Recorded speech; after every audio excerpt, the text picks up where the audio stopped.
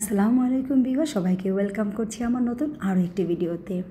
আজকে আবার আমি নতুন একটি রেমেডি নিয়ে চলে এলাম। এমনই একটা রেমেডি নিয়ে চলে আসলাম যেটা টপিক আজকাল সবার মুখে। কীভাবে স্কিনটাকে টাইট করব, ব্রাইটনিং করব এবং চোখের চারপাশে রিঙ্কলস, ফাইন লাইন্স এবং পোর্স মিনিমাইজ কীভাবে করব প্রাকৃতিক জিনিস দিয়ে। আজকে এই রেমেডিটি আমি এমনভাবে তৈরি করেছি যা তোমার চুলের জন্য উপকার হবে এবং স্কিনের জন্য তো বটেই। স্কিনটাকে টাইট করবে, পোর্স মিনিমাইজ করবে এবং চোখের চারপাশের কুচকানো ভাব দূর করবে, চোখের ফোলা ভাব দূর করবে এবং স্কিনটাকে 1 থেকে 2 শেড ফর্সা করে দেবে যদি তুমি এটাকে রেগুলার ব্যবহার করতে পারো। এইটাকে মাথার চুলে এইভাবে আমি যেভাবে দিচ্ছি ঠিক এইভাবে যদি ভালো করে স্ক্যাল্পে ঘষে ঘষে দিতে পারো, যাদের চুল একেবারেই নাই, টাক হয়ে গেছে, পাতলা হয়ে গেছে, খুশকির সমস্যা আছে এবং উকুনের প্রবলেম যাদের আছে, তাদের কিন্তু চিরতরে সব কিছুই বন্ধ হয়ে যাবে।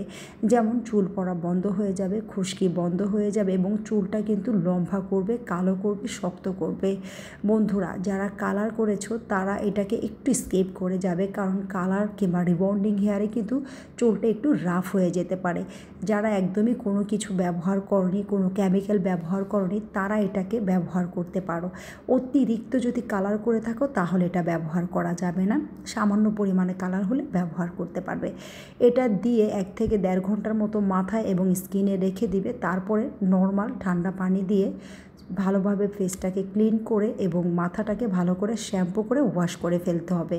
এইভাবে তুমি রেগুলার কন্টিনিউ ব্যবহার করে থাকো, 1 মাসের মধ্যেই তুমি ভালো একটা রেজাল্ট পাবে ইনশাল্লাহ।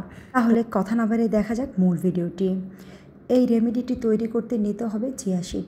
চিয়া সিড আমাদের স্কিনকে ব্রাইট করে, স্কিনের বলিরেখা দূর করে এবং চামড়াটাকে টান টান করতে সাহায্য করে। তারপর আমি এখানে অ্যাড করে দিব তিসি দানা কিংবা ফ্লাক্সসিড। তিসি দানা আমাদের স্কিনটাকে যেমন টান করবে এবং কোরিয়ানদের মতো একটা গ্লাস স্কিন দিতে সাহায্য করবে। তিসি দানাও আমি এখানে 1 চামচের মতো অ্যাড করে দিব। চিয়া সিড এবং তিসি দানা আমি 1 চামচের পরিমাণে অ্যাড করে দিয়েছি, সাথে অ্যাড করে দিব আমি 1 কাপ পরিমাণে পানি। জালটাকে একদমই মিডিয়াম আঁচ করে রাখতে হবে, একদমই লো ফ্লেমে দিয়ে রাখতে হবে। এভাবে বলক উঠলে জালটাকে আরও লো করে দিয়ে 10 মিনিটের মতো ফুটিয়ে নিব।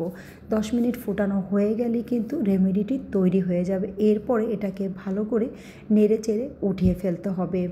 এই জেলটি আপনি সংরক্ষণ করতে পারবেন 1 সপ্তাহের মতো নর্মাল ফ্রিজে রেখে আপনি 1 সপ্তাহের মতো ব্যবহার করতে পারবেন। তুমি রুম টেম্পারেচারে চলে এসেছে, ঠান্ডা হয়ে গেছে। এখন আমি এখানে সম্পূর্ণ রেমেডিটি তৈরি করে ফেলবো।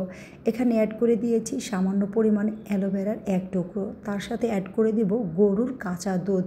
যাদের কাছে গরুর কাঁচা দুধ নেই এটাকে স্কিপ করলেও হবে, কিন্তু আমি এটার মধ্যে গরুর কাঁচা দুধ দিবই। এরপর আমি এখানে অ্যাড করে দিয়েছি 1.5 চামচ পরিমাণের মতো মধু এবং কোকোনাট অয়েল 20 ফোঁটার মতো।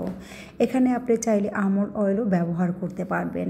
বন্ধুরা, ভিডিওটি ভালো লাগলে অবশ্যই লাইক, কমেন্ট এবং সাবস্ক্রাইব করতে ভুলবেন না।